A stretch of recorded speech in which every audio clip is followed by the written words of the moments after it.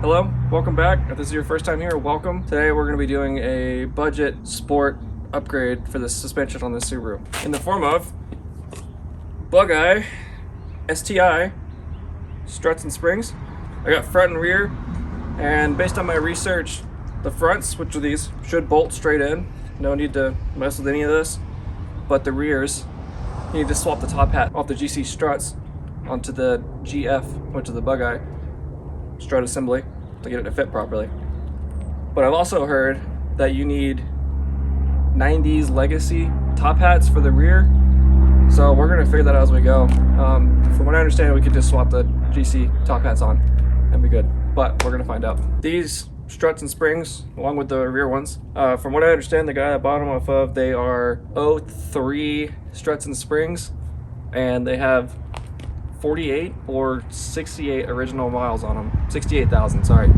They either have 48 or 68,000 original miles on them, which is not a lot for a car that old. So I got these for 25 bucks each, and I'm thinking it's gonna make a big difference. Step 1, jack up your car as quickly as possible. In order to remove these, super easy, especially compared to the Tesla, but it's kind of the same concept at the same time.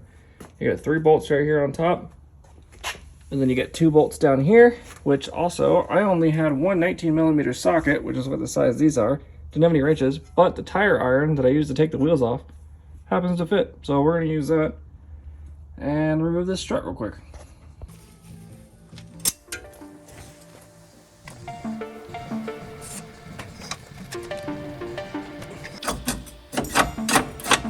About 26 hours since I started this, maybe more. And I had my friend over earlier helping me out, and even he couldn't get any of the bolts off. So I've broken 2 step downs, snapped it off. I have broken 1 ratchet myself. He broke 2 ratchets earlier, so that's 3 ratchets. So now 4 things broken. And then we broke a breaker bar earlier. That's 5 things. And what else did we break? I broke something else. I don't remember what I broke. So I've gotten past the point of asking this bolt nicely to come off. So what I'm gonna do, hit it with a little blowtorch, see if we can heat it up and get that thing off there. If this doesn't work, I'm just gonna send it to a shop and have them do it, because they have more powerful tools than I do. So let's try this out and see if it works.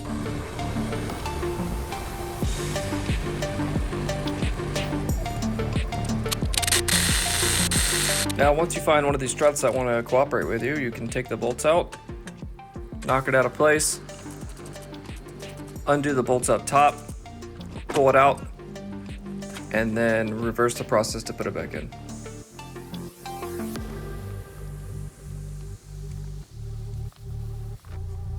Now I've got the front down, we're gonna move on to the back. We need to remove the rear seats to be able to get to the top of the strut towers. But I think we might have a problem here. This is how long the one that was in there is. And then this is the STI shocks and springs. As you can tell, it's a bit shorter than what we had in there. And that was not what my goal was. My goal was to be higher, not lower. So we'll just see how this turns out. And if I don't like it, then we'll do something else. I don't know what's gonna happen, but yeah. Let's get cracking on the back seats. And to remove the rear seats, it's just 1 bolt right here, 1 directly in the same spot on the other side of the car, and then 3 bolts for the back portion of the seat. 1 here, 1 right here, about halfway, and then 1 symmetrical to this one on the other side. And then it just kind of hooks over here and over there. And then your strut tower, right here. Your strut tower is in here with a little ratchet and a 12mm little baby extension. Fit just fine in there. You can remove this if you need to, but it's not necessary, it doesn't seem like. And yeah, pretty straightforward. They weren't on there super tight, so this little ratchet was more than enough.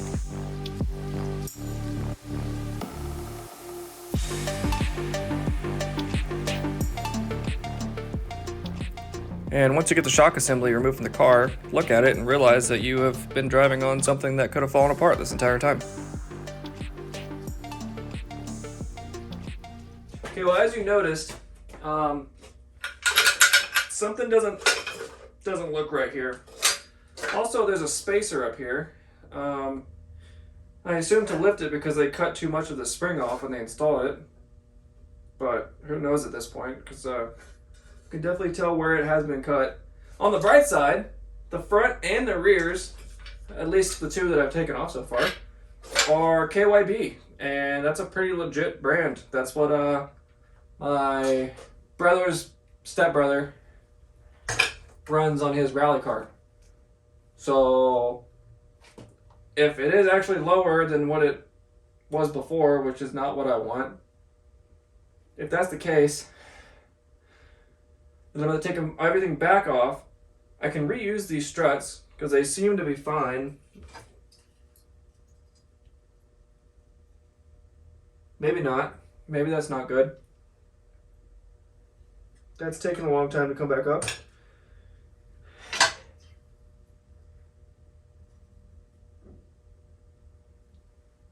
I don't know. We'll test it more once I get the springs off. But maybe we can reuse these shocks and get some like Forester springs or something to raise the car instead of lowering it.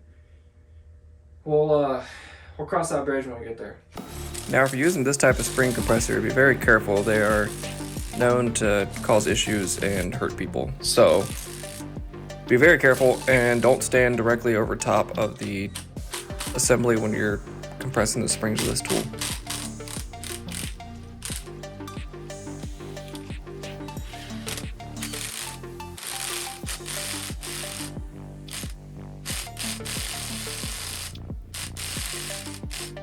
For those of you following along at home, make sure this little shield here is lined up with the bottom mounting bolt bracket, or else it won't fit like in the car. And then once again, shove that bolt back in there and get everything tightened up.